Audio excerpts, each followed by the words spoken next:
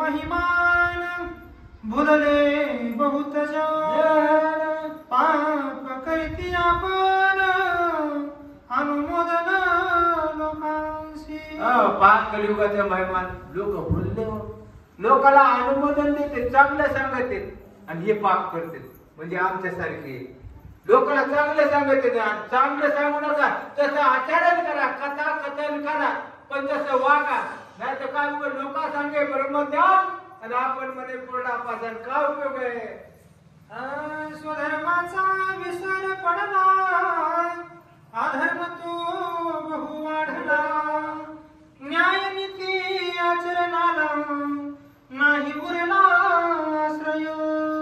स्वधर्माचा असणारा विसर पडला अधर्म सुरू झाला या कलियुगामध्ये न्याय नीतिमत्ता राहील नाही मान सन्मान राहिला नाही होऊन गेला तो काळ काळामध्ये बदल आहे काळ काय कुणासाठी थांबलेला नाही कुणाचा काळ एखादा मोठा माणूस असेल त्याच्या गावात चलत असेल पण काळ त्याच्यासाठी थांबला नाही एक दिवस त्याची सुद्धा शून्य किंमत होणारच आहे पण काळ कुणासाठी थांबलेला नाही म्हणून भगवंताचं नामस्मरण करा होता होईल कुणाला आपल्यापासून पीडा होणे कुणाला त्रास होणे 5000 वर्षापूर्वी कुठली जातपात नव्हती काय नव्हतं फक्त सर्व आपण सर्व विश्व सर्व कुळाचा असणारा तो भगवंत बाप आहे माध्यमाला आई वडील आहेत करता धरता निर्माण करणारा तो भगवंत आहे शेवटी सर्वांचे आपण एका जायचे आणि एकाच वडिलांचे देखरेख असं समभावनेने चालायला पाहिजे आचार विचार सदाचार हीच धर्माची अंग थोर आता ती बुडाली समग्र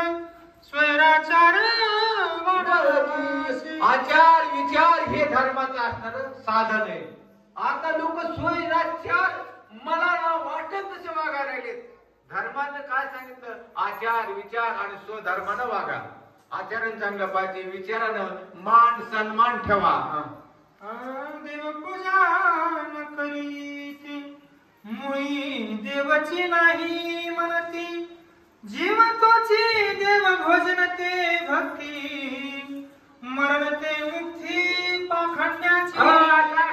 कोणी आपल्याला जीव भुलले हो माणसं भुलले देवाची भक्तीच करणार